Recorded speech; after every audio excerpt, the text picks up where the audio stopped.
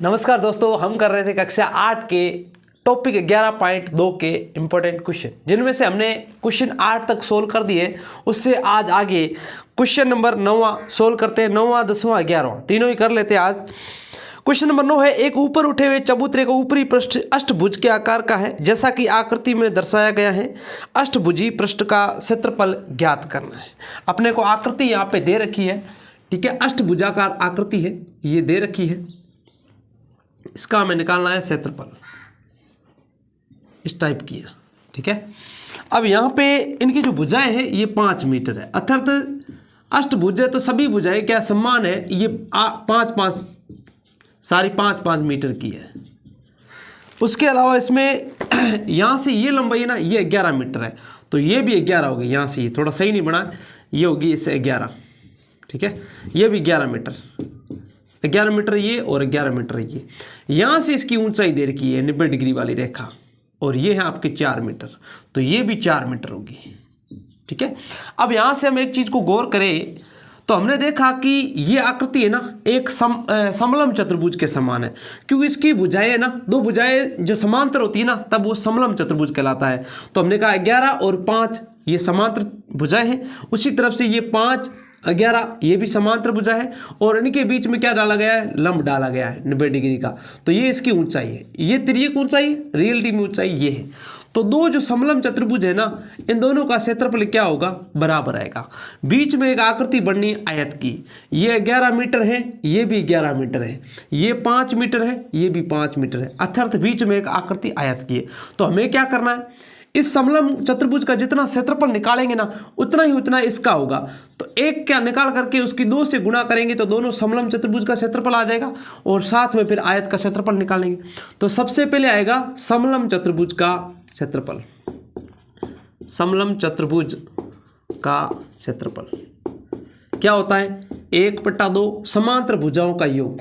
11 metre में 5 metre जोड़ना है, तो यहाँ पे सूत्र क्या होता है, 1/2 समांतर भुजाओं का योग गुणा ऊंचाई। तो समांतर भुजाओं का योग कितना है, 5 में 11 जोड़े कितने हुए, 16 मीटर, गुणा ऊंचाई ये है 4 मीटर, 4 मीटर। तो 2 का 4 से 2 बार कटा, 16 की गुणा 2 से 32, और मीटर की गुणा मीटर से मीटर स्क्वायर। ये तो हमने एक का निकाला है, इसका कितना आया, 32 मीटर स्क्वायर। तो इसका 32 मीटर स्क्वायर है, तो इसका भी क्या आएगा, 32 मीटर स्क्वायर, क्योंकि दोनों की समांतर भुजाएं समान है और ऊंचाई भी समान है। इसलिए हम कहेंगे आकृति 1 व 2 का कुल क्षेत्रफल है वो कितना आएगा, हमने कहा 32 मीटर स्क्वायर की गुणा 2 से करेंगे तो 64 मीटर स्क्वायर आ जाएगा। अब निकालेंगे इस आयत का क्षेत्रफल। तो आयत का क्षेत्रफल क्या होता है, आप सभी को पता ही है। आयत का क्षेत्रफल लंबाई और गुणा में क्या होता है, चौड़ाई। तो लंबाई कितनी है, ये रही 11 मीटर, और गुणा में चौड़ाई कितनी है, ये रही 5 मीटर। तो 11 की गुणा 5 से 55, मीटर की गुणा मीटर से मीटर स्क्वायर। अब यहाँ पे क्या ज्ञात करना है, कुल क्षेत्रफल। क्या निकालना है, कुल क्षेत्रफल। तो हमने दो समलम चतुर्भुज का तो क्षेत्रफल निकाल दिया 64 मीटर स्क्वायर, और आयत का निकाल दिया, आयत का कितना आया, 55 मीटर स्क्वायर। इन तीनों को जोड़ लेते हैं, दो तो ये रहे 64 मीटर स्क्वायर, प्लस साथ में क्या करेंगे, 55 मीटर स्क्वायर जोड़ देंगे। 5 में 4 जोड़ेंगे तो 9 आता है, और 6 में 5 जोड़ेंगे 11 मीटर स्क्वायर। तो 119 मीटर स्क्वायर इस पूरी आकृति का क्षेत्रफल होगा। क्वेश्चन नंबर 10 क्या बोला, एक पंचभुज आकार का बगीचा है, जैसा कि आकृति में दर्शाया गया है। इसका क्षेत्रफल ज्ञात करने के लिए ज्योति और कविता ने इसे 2 विभिन्न तरीकों से विभाजित किया है। दोनों तरीकों का उपयोग करते हुए इस बगीचे का क्षेत्रफल ज्ञात करना है। अपने पास एक पंचबहुभुज बगीचा दे रखा है, ठीक है, 5 भुजाओं का एक बगीचा है। इसका हमें क्या करना है, क्षेत्रफल ज्ञात करना है ज्योति और कविता के अनुसार। अब यहाँ पे इसकी जो टोटल यहाँ से ये जो लंबाई है ना, ये देखिए आपके 30 मीटर, लेकिन यहाँ से लेकर के ये जो लंबाई है ये है 15 मीटर। अब यहाँ से ये 15 है, तो ये भी कितना होगा, 15 होगा, 15 मीटर, और ये भी कितनी है, ये 15 मीटर है। अब देखो, इसको इन्होंने बोला है क्वेश्चन में कि ज्योति और कविता के अनुसार इनको अलग अलग हमें क्षेत्रफल ज्ञात करना है। तो पहले हम ज्योति के अनुसार जब सोल्व करते हैं ना, तो आकृति में आपके इस तरह से दे रखा है, इसके 2 टुकड़े कर दिए, तो ये क्या होगा, 90 डिग्री में कट जाएगा ऐसे बराबर, और ये भी 90 डिग्री में कट जाएगा। अर्थात इस आकृति को हम टेढ़ा देखेंगे तो कैसा बनेगा, मैं यहाँ बना देता हूँ ऐसे,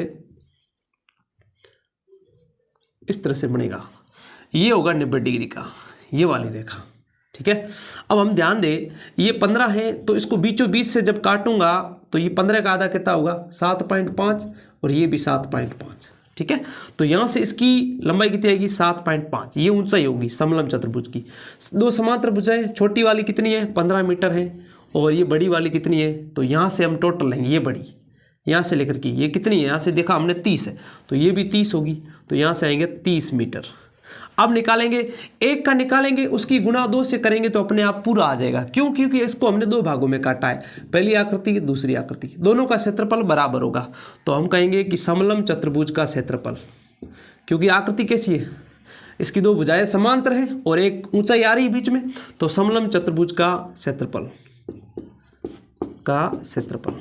क्या होता है हमें पता है, 1/2 समांतर भुजाओं का योग। समांतर भुजाएं 30 में 15 जोड़े कितने हुए 45 गुणा ऊंचाई कितनी है 7.5, तो पॉइंट हटा देते हैं हम, सीधा नीचे लिखते हैं 10, 5 का पाड़ा 10 में 2 बार गया, 5 का पाड़ा 75 में 15 बार गया, ठीक है। अब 45 की गुणा क्या करो, इस 15 से करो, इस दोनों की, और 2 की गुणा 2 से क्या आएगा 4। अब देखो 15 का पाड़ा 5 बार, 75 का 5 हसल की 7, 15 का 4 से 60, 60 और 7 कितने होते हैं 67 होते हैं, बट्टे में क्या है 4। ये निकला है एक आकृति का। इस पूरी आकृति का हमने क्षेत्रफल निकाला है 675/4, तो एक का हो गया तो 2 का कितना होगा, तो 2 से गुणा कर दो तो कुल आ जाएगा। यहाँ अपन करेंगे कुल क्षेत्रफल, इस पूरी आकृति का कुल क्षेत्रफल ज्योति के अनुसार कितना होगा, तो यहाँ पे 2 से गुणा कर दी, 2 से 2 एक बार कटा और 2 से 4 2 बार कटा, तो 675 में क्या करेंगे, इस 2 का भाग देंगे, 3 बार गया 6 आए 0 बचे, 7 उतारे, फिर 3 बार गए 6 आए 1 बचा, 5 उतारा, 15 में 7 बार गए, यहाँ पे 14 आए, अब नहीं जा रहा है 1 लगा 0, 2 का भाग 10 में 5 बार गया, तो 337.5 मीटर में ना, सारे किस में दे रखी थी मीटर में, तो ये आएगा मीटर स्क्वायर, ठीक है। 337.5 मीटर स्क्वायर ज्योति के अनुसार इसका क्षेत्रफल आएगा। अब कविता के अनुसार देखते हैं, इनकी आकृति में दे रखा है, इस तरह से इसको काट दिया है। अब यहाँ से इस आकृति को हम गौर करते हैं ना, तो ये एक वर्ग बनना है, ये 15 है तो ये भी 15 आएगा, यहाँ 15 है यहाँ 15 है, एक वर्ग बन गया। ऊपर हमने नोट किया यहाँ से ये टोटल कितना है, हमने यहाँ से देखा था टोटल कितना था 30, उसमें से 15 तो ये आ गया, ये वाला यहाँ तक, तो 15 ऊपर बचेंगे, तो यहाँ से यहाँ तक दूरी कितनी होगी 15 मीटर, ठीक है। ऊपर की आकृति कैसी है, हमने कहा है त्रिभुज है, कैसी आकृति है त्रिभुज, तो हम सबसे पहले क्या करेंगे त्रिभुज का क्षेत्रफल निकालेंगे। त्रिभुज का क्षेत्रफल क्या होता है 1/2 गुणा आधार और गुणा में क्या आएगी ऊंचाई।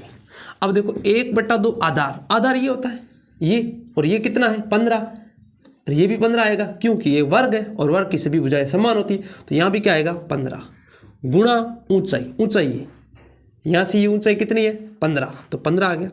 15 की गुणा 15 से कितना आता है 225, और उसमें 2 का भाग दे दो, 2 का भाग 1 फिर 1, ठीक है, 11 बार गए 22 आए, फिर 2 बार गया, ठीक है, यहाँ आ गए 4। अब माइनस किया 1 बचा नहीं गया 0 लगाए, 2 का भाग 5 बार गया, तो 112.5 ये किस में है मीटर में, तो ये मीटर स्क्वायर आ जाएगा। 112.5 मीटर स्क्वायर इस पूरे ऊपर वाले जो त्रिभुज है ना इसका क्षेत्रफल आ गया। अब इस वर्ग का क्षेत्रफल, तो हम कहेंगे वर्ग का क्षेत्रफल का फॉर्मूला होता है भुजा का स्क्वायर, तो भुजा कितनी है 15, तो हम कहेंगे 15 गुणा 15 कितना आता है 225, तो हम कहेंगे कुल आकृति का क्षेत्रफल, कुल क्षेत्रफल या कुल आकृति का क्षेत्रफल कितना आएगा, तो हम कहेंगे 225, तो इस वर्ग का क्षेत्रफल आ गया, उसमें इस त्रिभुज के क्षेत्रफल को जोड़ देंगे, त्रिभुज का कितना आया ये रहा, तो इसको जोड़ देंगे 112.5, तो ये आ गया 5, 5 और 2 7, 2 और 1 3, 2 और 1 3, 337.5।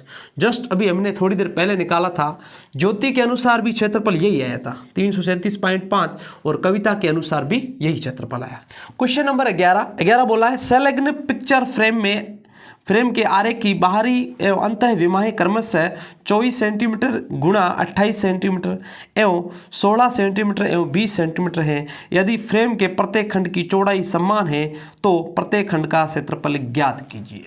चौड़ाई का मतलब ये वाला है, जैसे मैं इस आकृति को लेता हूँ, ये आकृति हमें कैसी लग रही है एक समलंब के समान है, क्योंकि इसकी दो भुजाएं समांतर है, ये वाली दोनों भुजाएं समांतर है। अब इसकी चौड़ाई का मतलब हो गया समलंब की ऊंचाई, यहाँ से लेकर के ये ये ऊंचाई, ठीक है, ये इसकी ऊंचाई। इसको इस आकृति को देखिए तो ये भी हम कह सकते हैं ये समलंब है। तो इसकी दो समांतर भुजा है 28 और 20, और इसकी चौड़ाई मतलब ये ऊंचाई, आकृति समलंब जो होता है ना उसकी ऊंचाई ये, ठीक है। इस तरह से इन चारों जो फ्रेमों का क्षेत्रफल ज्ञात करना है। तो पहले हम आकृतियां ले लेते हैं। आकृति 1, ये आकृति 2, आकृति 3, आकृति 4। इस आकृति का जितना क्षेत्रफल होगा ना उतना का उतना इसका होगा, क्योंकि ये 24 है, ये भी 24 होगा, ठीक है। ये 28 है तो ये भी 28 होगा। ये एक तरह का आयत बन रहा है, ठीक है। बीच में देखो ये 16 है तो यहाँ से लेकर के ये भी कितना होगा, 16 होगा, ठीक है। और ये 20 है तो ये भी कितना आएगा, 20 आएगा, 20 सेंटीमीटर, ठीक है। तो सबसे पहले हम एक आकृति निकालते हैं। आकृति 1, आकृति 1 का क्षेत्रफल। तो ध्यान दे इस आकृति को, हमें पता है ये आकृति कैसी है, ये आकृति है समलंब चतुर्भुज के समान है, इस तरह से दे रखी है। इसकी हमें पता है, देखो यहाँ से ध्यान दे, ये दे रखा है 24 सेंटीमीटर, ठीक है, और सामने दे रखा है 16 सेंटीमीटर। इस आकृति को हम गौर करें, आराम से एक बार देखें तो हम पाएंगे इस आकृति में, यहाँ से इसकी लंबाई को आगे बढ़ाओ, यहाँ से इसको आगे बढ़ाओ, इसको ऐसे करके मिला दो, ठीक है, ऐसे करके मिला दो। अब हमने कहा ये तो टोटल कितना है 24, ये कितना है 16, मतलब ये 24 है तो हमें इसको 24 करना है। 24 करने के लिए हमें इसको कितना बढ़ाना पड़ेगा, तो मैंने कहा 24 में 16 जब घटाते हैं तो 8 आते हैं, तो 8 अर्थात यहाँ भी 4 आएगा और यहाँ भी 4 आएगा, तब जाके ये भी क्या कहलाएगा 24, इसके समान होगा। तो हमने कहा कितना बढ़ाया, हमने 4 बढ़ाया। तो जब हमने यहाँ से इस आकृति पे गौर किया, इस आकृति को, तो ये वाला हमने बढ़ाया, ये बढ़ाया ना। जैसे मान लो मैंने कहा ये एक क्या है समलंब चतुर्भुज, इसमें हमने इसको बढ़ाया, कितना बढ़ाया 4, इसको बढ़ाया, कितना बढ़ाया 4। तो ये जब 4 हमने बढ़ाया तो इसका मतलब हमारे इस आकृति का क्या आ गया, ऊंचाई आ गई, चौड़ाई आ गई, चौड़ाई मतलब ऊंचाई। इस समलंब चतुर्भुज की क्या आ गई, ऊंचाई या चौड़ाई बोल सकते हैं। ये 4 है तो इसका मतलब ये भी क्या आएगा 4, ठीक है। तो इस आकृति से हमने जब निकाला तो हमें पाया कि इसकी 4 क्या आ गई, चौड़ाई, अर्थात इसकी इस समलंब चतुर्भुज की आकृति नंबर 3 की जो ऊंचाई है समलंब चतुर्भुज की वो आ गई 4, ठीक है। इसकी भी 4 होगी, ये 4 है तो इसके सामने यहाँ भी 4 होगी और यहाँ भी क्या आएगी 4 आएगी, ठीक है। अब देखो आगे हम देखते हैं आकृति हमने इसको तो समझ लिया, अब इसका क्षेत्रफल निकालना है। जैसे इसका क्षेत्रफल निकालना है आकृति 1 का, तो वो इससे निकलेगा आकृति 3 से। कैसे, हमने इस आकृति को लिया, यहाँ पे इस तरह से दे रखा है। इस आकृति को हमने कहा ये 28 सेंटीमीटर है, सामने ये 20 है, तो ये 28 है तो हमें ऊपर वाले को भी 28 करना है, तो इसको बढ़ाएंगे यहाँ तक, इसको भी बढ़ा दो, ठीक है, इसको ऐसे मिला दो, ठीक है, ये वाली आकृति। तो जब हमने इसको यहाँ से ऐसे बढ़ाया, इसको यहाँ आगे बढ़ाया, तो ये पूरा एक तरफ से ये 28 है तो ये भी 28 होगा। हमने कहा 20 तो यहाँ दे रखा है, तो 28 में से 20 गए, कितने बचे 8, तो यहाँ 4 ये भी होगा, 4 ये भी होगा। मतलब अब इस समलंब चतुर्भुज है ना, इस समलंब चतुर्भुज की जो ऊंचाई या जिसकी हम चौड़ाई बोल सकते हैं वो कितनी आई 4। ये 4 है, ये भी 4 होगा, ये भी 4 है, ये भी 4 है, यहाँ से लेकर के अब हम निकाल सकते हैं आराम से, ठीक है। तो हम निकालेंगे आकृति 1, आकृति 1 वह आकृति 2, आकृति 1 वह आकृति 2 का क्षेत्रफल। क्यों, क्योंकि हमें पता है जितना इस आकृति का क्षेत्रफल होगा उतना का उतना इस आकृति का क्षेत्रफल होगा। तो हमने कहा यह आकृति है कैसी, समलंब के समान है, तो हम कहेंगे समलंब चतुर्भुज का क्षेत्रफल, समलंब चतुर्भुज का क्षेत्रफल। फॉर्मूला क्या होता है हमें पता है, 1/2 समांतर भुजाओं का योग और गुणा में ऊंचाई, ठीक है। तो हमने कहा 1/2 समांतर भुजाओं का योग। अब देखो आकृति 1 और आकृति 2 दोनों का क्षेत्रफल निकालना है, जितना इस आकृति का आएगा उतना का उतना इससे आएगा, तो हम क्या करेंगे 2 से गुणा कर देते हैं। 2 की गुणा करेंगे एक समलंब चतुर्भुज के क्षेत्रफल से, तो हमने अपने पास क्या आ जाएगा, दोनों आकृतियों का क्षेत्रफल आ जाएगा। तो हमने 2 से गुणा की, समांतर भुजाओं का अंदर योग कर दो, कितना है, ये 24 है और ये 16 है, दोनों को जोड़ दो, 4 में 6 जोड़े 10 का 0 असल लगी 1 2 1 3 1 4, 40 हुए। गुणा में ऊंचाई, ये रही ऊंचाई, कितनी आई 4, इस 2 को 2 से काट दो, 40 की गुणा 1 से 40, 40 की 4 से कितना आएगा 160, ये सेंटीमीटर में है तो सेंटीमीटर स्क्वायर आएगा, ठीक है। ये आकृति 1 और आकृति 2 का क्षेत्रफल आ गया। अब निकालना है, हम कहेंगे आकृति 3 वह आकृति 4 का क्षेत्रफल।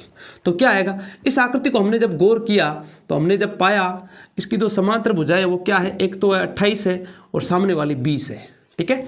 और इसका हम जब क्षेत्रफल निकालते हैं तो हम पाते हैं इस आकृति का कितना आया था, इसका 160 आया था। मतलब आकृति 1 और आकृति 2 का क्षेत्रफल कितना आया, 160, ठीक है। आकृति 1 वह आकृति 2 160 सेंटीमीटर स्क्वायर। और आकृति 3 और आकृति 4 का दोनों का समान आएगा, क्योंकि ये 28 है, ये भी 28 आएगी, ये 20 है तो ये भी 20 आएगी, ठीक है। तो यहाँ से इसकी ऊंचाई देखो, यहाँ से ये वाली कितनी आई, 4, ठीक है। अब हमें पता है, हम कहेंगे आकृति 3 वह आकृति 4 का क्षेत्रफल, ये हमें निकालना है। तो हम कहेंगे ये आकृतियाँ कैसी है, तो हमने कहा समलम के समान, तो हम कहेंगे समलम चतुर्भुज का क्षेत्रफल क्या होता है, हमें पता है 1/2 समांतर भुजाओं का योग और गुणा में क्या आता है, ऊंचाई। अब यहाँ पे हमने कहा आकृति 3 और आकृति 4 दोनों एक समान है, एक का निकालेंगे और उसकी गुणा अगर 2 से करेंगे तो 3 आकृति और आकृति 4 दोनों का निकल जाएगा। तो हमने 2 से गुणा की, 2 से 2 कट गया, एक बचा, एक का लिखने का मतलब नहीं, क्योंकि किसी से भी गुणा करेंगे वही आएगा। समांतर भुजाओं का योग 28 में 20 जब जोड़ेंगे तो कितने आते हैं, 48, ठीक है। और ये ऊंचाई कितनी है, 4, तो 8 चौक 32 का 2 3 16 और 3 कितने होते हैं, 19 सेंटीमीटर की गुणा से सेंटीमीटर स्क्वायर। अब इन्होंने क्या बोला है, इन्होंने बोला है कि प्रत्येक खंड का क्षेत्रफल ज्ञात करना है। प्रत्येक का निकालेंगे तो अभी जस्ट हमने निकाला, एक का कितना है, यहाँ पे देखो एक समांतर भुजाओं एक का निकालेंगे तो कितना आएगा, यहाँ पे प्रत्येक का निकालना तो इसमें 2 का भाग देंगे तो इस आकृति 3 का आ जाएगा और आकृति 4 का आ जाएगा। जैसे यहाँ पे 160 निकाला है और हमें इस आकृति 1 का निकालना है तो इसमें 2 का भाग दो, कितनी बार गया, 80, तो ये आएगा 80 सेंटीमीटर स्क्वायर, ठीक है। ये आकृति 1 का भी 80 आएगा, आकृति 2 का भी 80 आएगा। आकृति 3 और आकृति 4 का निकालना है तो 192 में 2 का भाग दो, 2 का भाग गया, कितनी बार गया, 9 बार, 12 में कितनी बार गया, 4 बार सेंटीमीटर स्क्वायर। तो 94 सेंटीमीटर स्क्वायर 3 का और 4 का आएगा, और आकृति 1 का और 2 का आएगा 80 सेंटीमीटर स्क्वायर।